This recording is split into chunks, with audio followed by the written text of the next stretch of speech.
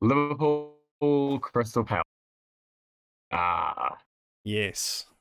I really hope that this is not going to become a thing because I obviously was at work when this game happened, Hmm. and I've seen as many highlight packages as I can, and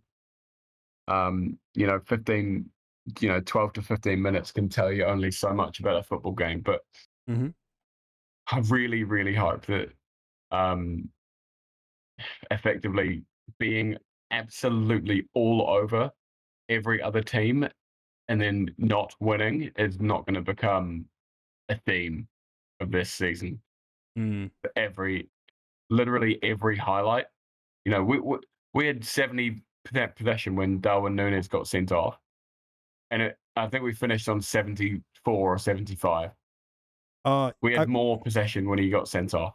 I see what you mean, but I did. What? I did watch But the match, and I know. Okay, go ahead.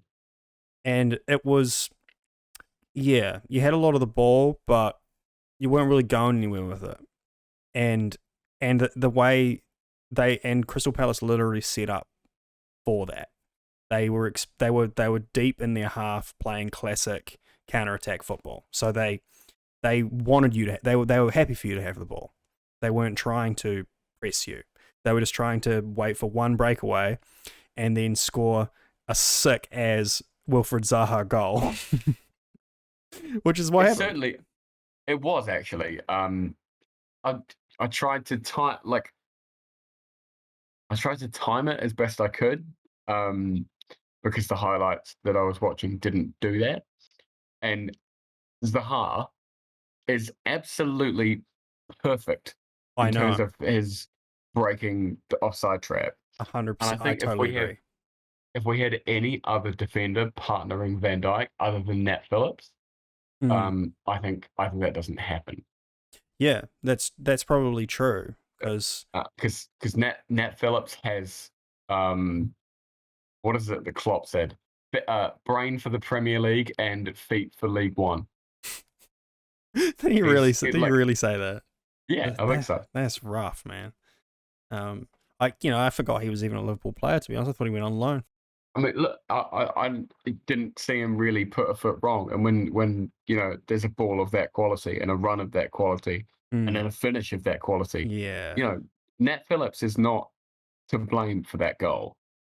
Oh, it was Um, perfect counter attack football, man. yeah, but the goalkeeper distributed the ball perfectly to Eze. He broke away from Alexander Arnold. That's exactly how you play against Liverpool. Mm. That's exactly how you play when you know, we had 3 players, including the goalkeeper, in our own half when, Eze broke away from, Yeah, yeah. uh, Trent. That that is exactly how you play against a Mm. super high pressing team, super high pressing, super Yeah, attacking Liverpool team. Um, yeah. Couldn't agree more. the That's the a ball team with spirit, and they have a good coach to facilitate that as well. He knew exactly how to set up against Liverpool because he is proving to be a quality manager. Yeah, yeah, I totally agree. Big Paddy V. Yeah, yeah, He's obviously he's earned his he's earned his right to be a Premier League manager, and he's yeah. earned his right to be the manager of Crystal Palace, and he's doing just fine. Totally. Um, and that's a lesson in how to play against Liverpool. Oh yeah. Um, Oh yeah. Someone else who needs a lesson.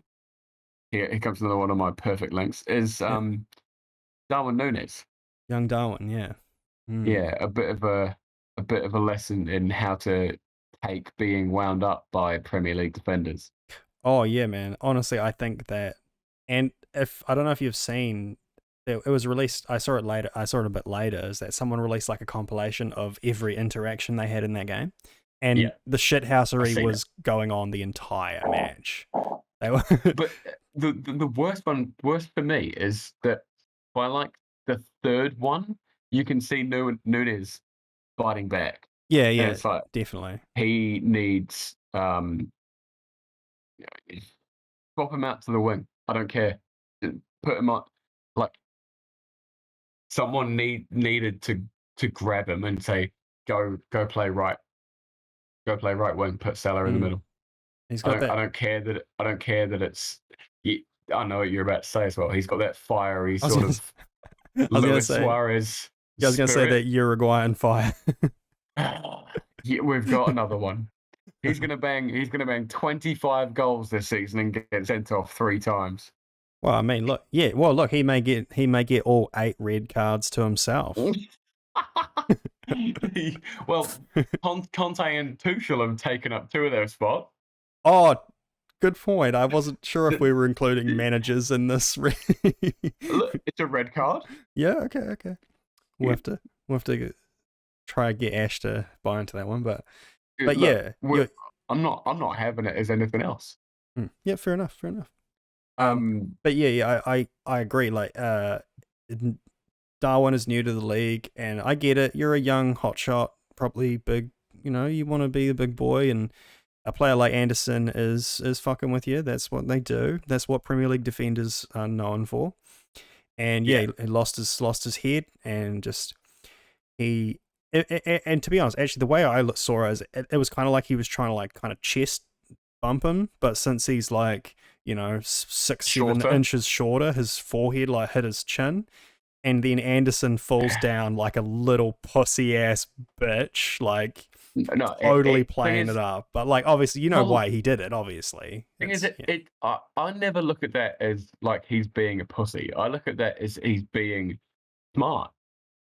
Like you can be a pussy and be smart.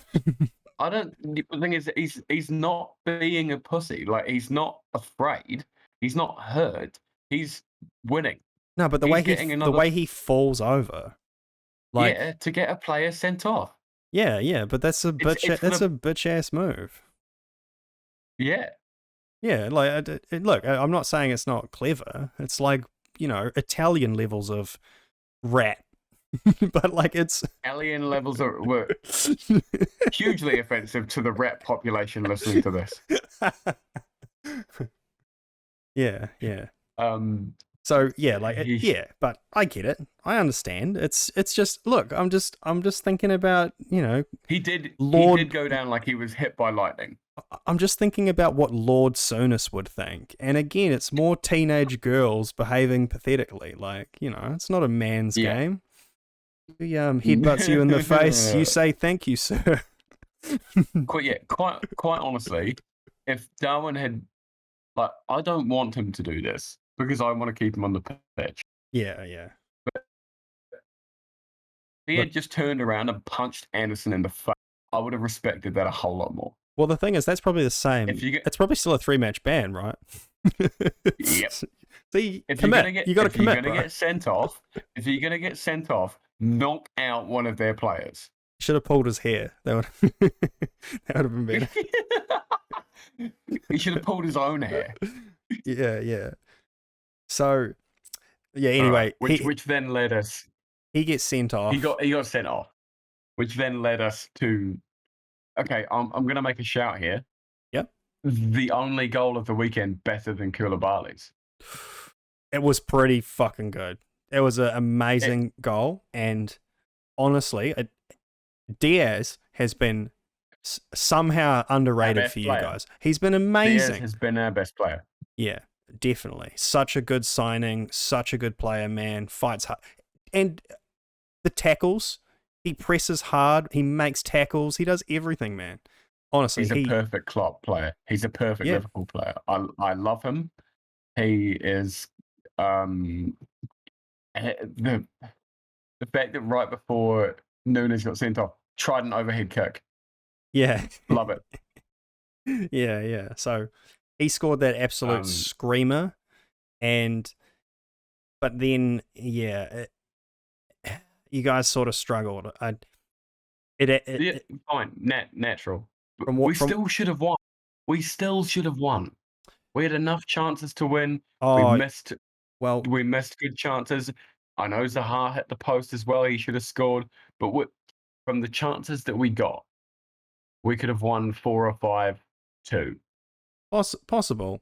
possible. But I We had good enough chances to win that I don't know. Like by a handy few goals. from my observation, from watching the match and stuff, it did really feel like it was Crystal Palace's game. It was like completely in their hands, and if it was, I think any slightly better team would be disappointed after not winning that game.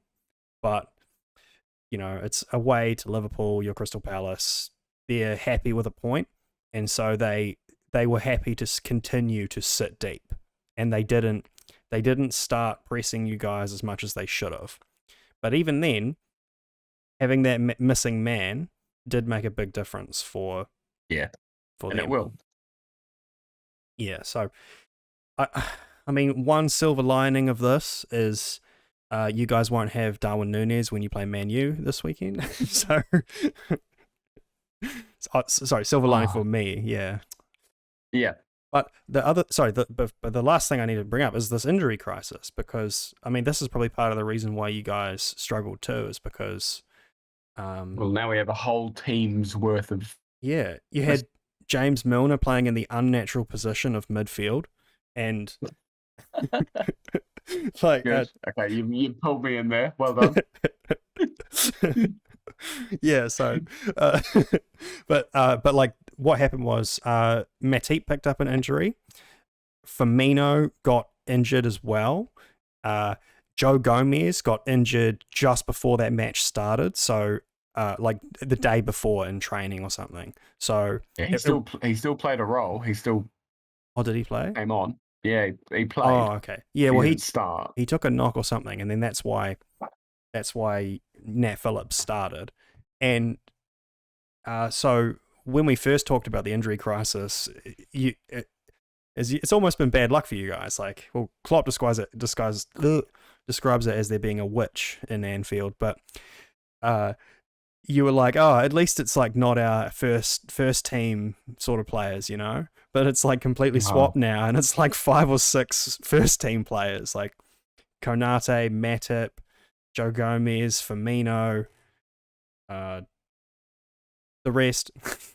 Yeah, there's lots of players. Yeah, it's tons, man. There's lots of players. It's about 10. So I think it's including Nunez, which is not an injury, but including Nunez, it's 11. Yeah. So yeah, I don't know how you're going to line up in the next match, but we're going to be using some unusual positions. We might have to play a weird formation, but we'll give it a go.